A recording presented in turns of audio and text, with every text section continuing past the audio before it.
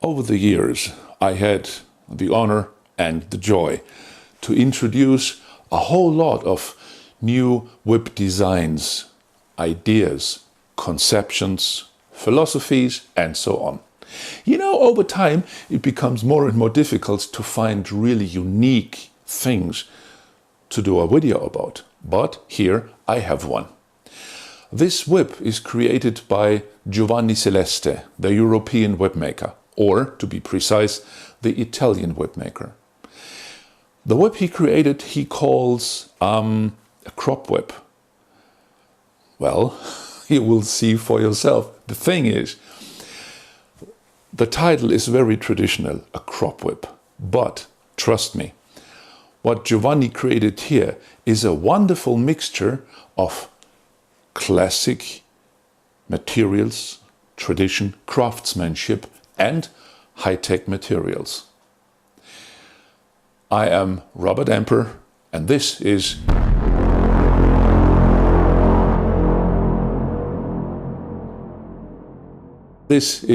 the piece of art I was talking about in the intro.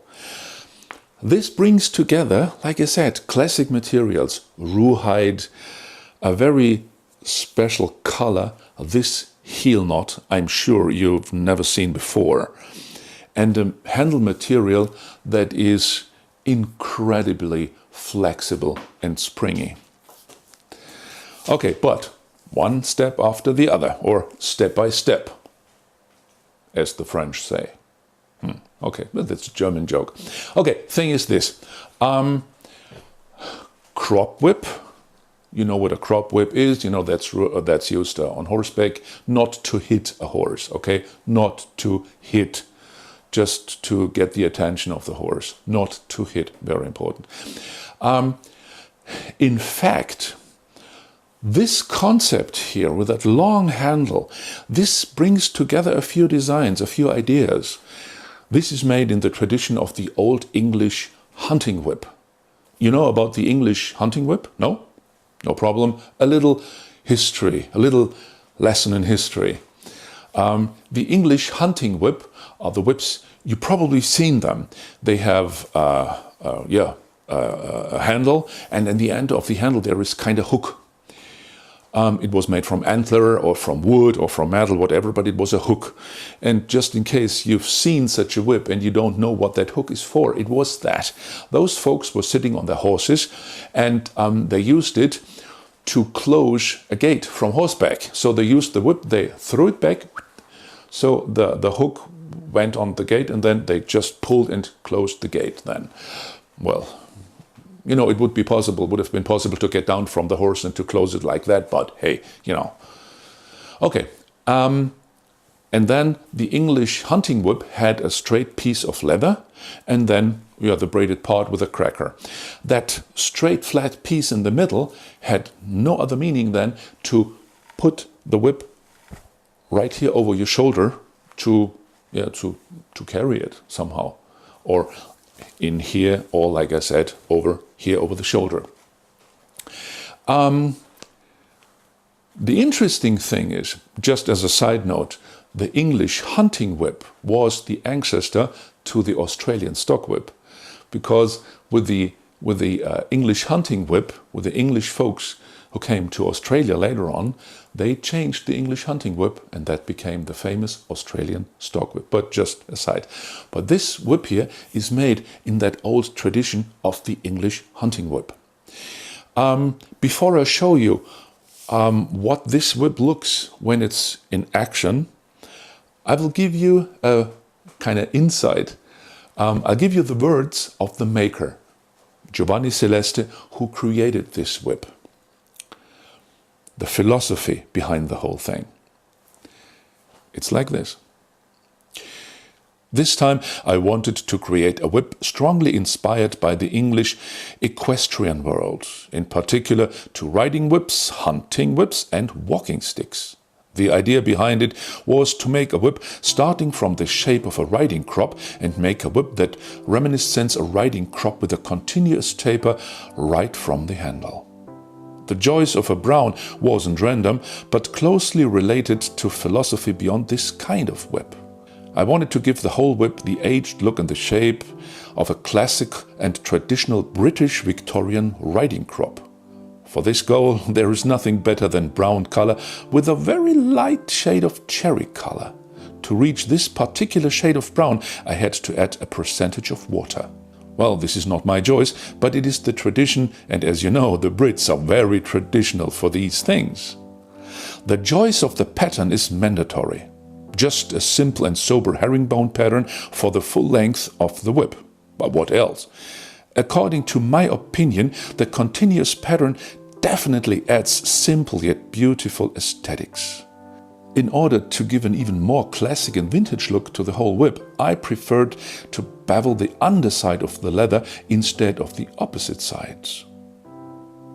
The heel knob is made of antique pewter with an engraving in diamond pattern, and that refers to the classic English walking sticks.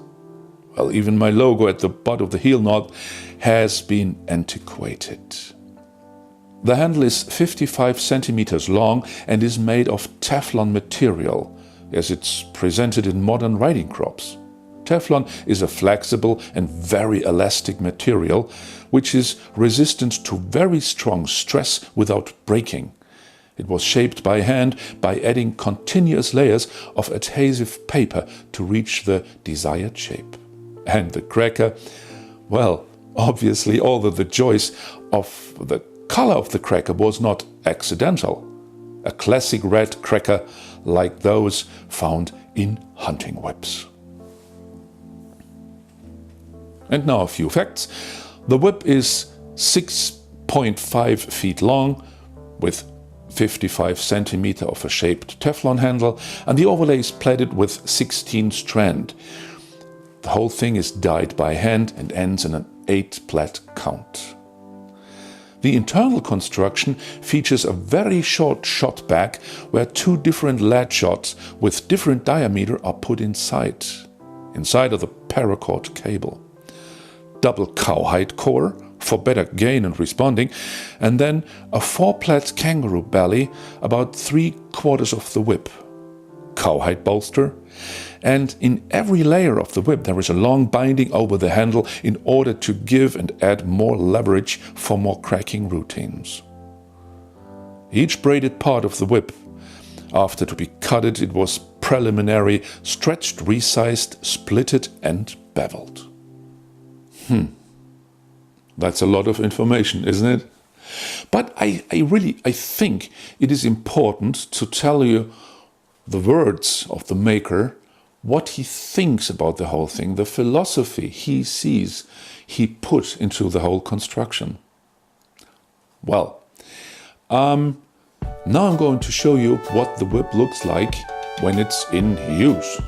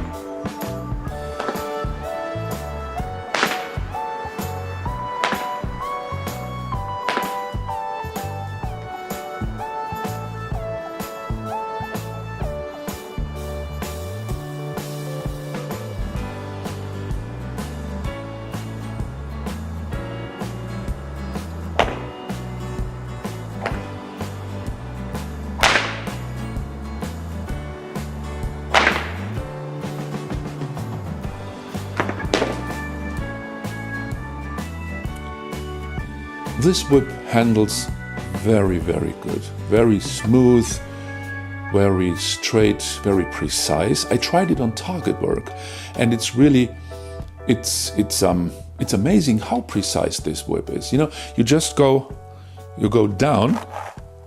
Oops. You know, you have the whip here. You go down, and it just rolls whoop like this. really very, very nice and straight, absolutely. The interesting thing, I wanted to say funny, but it's not funny. The handle is very flexible. You know, you can use it like it's very, very easy, very easy. And that means that the handle stores a lot of the energy you put into it. So when you go and crack the whip, when you bring it forward, the energy, when it goes back, is stored into the handle, and then here we go. And that's an interesting point. I'm sure you're interested now to know what I think, for whom that whip is made. Yeah, for collectors, of course, but this is not only a wall hanger, okay? No, no, no. I think this whip is, due to the fact that the handle is so springy and it stores that much energy, that this whip is not good for a beginner. Serious. I think this whip needs somebody who really knows how to handle a whip, okay? So, not for a beginner. You know, aside the fact that a 16 plait roohide whip for a beginner, I don't think so, to be honest, but you know. One more thing, it's about that knob here. This is really solid, really solid piece of metal here, pewter. When I had the whip for the first time in my hands, I was not sure. I was really insecure. Can this knob, this heel knot, well, knot, yeah, heel knob, whatever you want to call it, that this knob can do the job. I was really insecure. I said, oh, you know, it looks fantastic. You know, the transition between that metal knob here and the handle itself, it's a wonderful braided part down here. Absolutely wonderful. Very, very well made. But the question was, can I really control the whip with that thing? Is it probably too cold? Is it too slippery? Whatever. And I can assure you, it works perfect. You know, it's that pattern here. You know, it's very deep. The grooves go down very deep. So it gives you, interestingly, it gives you a very, very straight and secure hold. And yeah, what can I say? You have it in your hand, and it feels like it's made for this hand. I don't know how to say that in a better way. It feels natural. That's probably the better way, the better word for that. It feels natural. You hold it in your hand, and you know, if it's very cold outside, well, the handle, that knob is cold, of course, because it's metal, but it will warm up in no time. And so you have a wonderful feeling of control, of accuracy. So, I thank you for watching, and let me just repeat that in the end. I think my personal opinion on this whip is, it is a very good one, it is a fast one, it's wonderful to crack. Like I said, the handle is a unique piece because it stores the energy, but it's not for a beginner. I wouldn't recommend it for a beginner. If you are a collector, definitely, because this thing is a unique piece. But again, it's not only a wall hanger. For a seasoned whip handler, this thing is a dream to crack, okay? You won't be able to do these machine gun routines, this stuff, but, well, I think that the Mona Lisa painting is not a comic art, okay, if you know what I mean. And so this whip is made for cracking with style and finesse, and not machine gun like. Good. I thank you for watching, and if you're interested in this whip, just contact the maker, Mr. Giovanni Celeste, and the URL you can find right here in the description. Again, thank you very much. Have a nice day, and to the next one.